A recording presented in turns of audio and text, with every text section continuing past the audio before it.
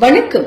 ஒரு வயதான விவசாயி தன் வயலில் பாடுபட்டு உழைத்து அதில் வரும் சொற்பமான வருமானத்தில் வாழ்ந்து கொண்டிருந்தார். ஒரு நாள் அவர் வளர்த்து வந்த குதிரை காணாமல் போய்விட்டது. தகவலை கேள்விப்பட்ட அக்கம் பக்கத்தில் வசிப்பவர்கள் என்ன ஒரு மோசமான நிலை என்று பரிதாபமாக விசாரித்தனர். இருக்கலாம் என்று ஒரே வார்த்தையில் அவர்களின் ஆறுதலுக்கு விவசாயி பதிலளித்தார். அடுத்த நாள் தொலைந்து போன குதிரை தன்னுடன் 3 குதிரைகளை உடன் அழைத்து வந்தது. இதை ஆச்சரியமாக பார்த்த அக்கம் பக்கத்தினர், நீ ரொம்ப கொடுத்து வைத்தவர், இப்ப 4 குதிரை உனக்கு கிடைச்சிருச்சு என்றனர். தனக்கு கிடைத்ததை பெரிதாக எடுத்துக் கொள்ளாமல் மறுபடியும் இருக்கலாம் என்று கூறி முடித்தார். ஒரு வாரத்துக்கு பிறகு விவசாயியின் மகன் குதிரையை வேகமாக ஓட்டி சென்று தவறுதலாக கீழே விழுந்து காலை உடைத்துக் கொண்டான்.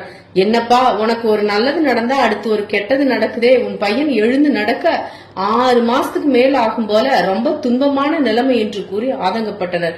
விவசாயி பெரிதாக வருந்தாமல் இருக்கலாம் என்று அதே பதிலை கூறினார். ஒரே வாரத்தில் நாட்டில் போர் வந்து விட்டது. வீட்டில் இருக்கும் எல்லா இளைஞர்களும் கட்டாயம் போரில் கலந்து கொள்ள வேண்டும் என்று கட்டளை பிறப்பிக்கப்பட்டது. வீடு வீடாக ராணுவத்தினர் புகுந்து இளைஞர்களை அழைத்து சென்றனர்.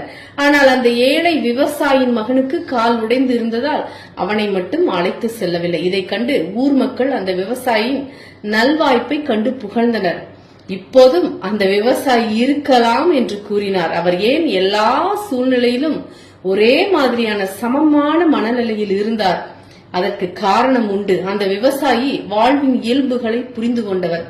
நாள்களில் நல்ல நாள் கெட்ட நாள் என்று எதுவும் இல்லை. ஒவ்வொரு நாளும் நமக்கு மறைமுகமாக பல பாடங்களை உணர்த்தி கொண்டிருக்கின்றது. நல்லது கெட்டது இரண்டும் நாணயத்தின் இரு பக்கங்கள். ஆம் நண்பர்களே, துன்பமான சூழ்நிலைகளில் இது நிரந்தரம் அல்ல. நாளை என்று ஒன்று இருப்பதை மறக்க வேண்டாம். மகிழ்ச்சியான சூழ்நிலையில் தலைகால் புரியாமல் ஆடக்கூடாது. யாருக்கு என்ன வேண்டுமானால் நடக்கலாம். எதையும் தலைக்கு எடுத்து செல்லாமல் எதை பற்றியும் விமர்சிக்காமல் இருப்பது நலம். இன்பம் துன்பம் இவை இரண்டும் ஒன்றுக்கொன்று தொடர்புடையவை என்பதை உணர்ந்தாலே போதுமானது. நன்றி.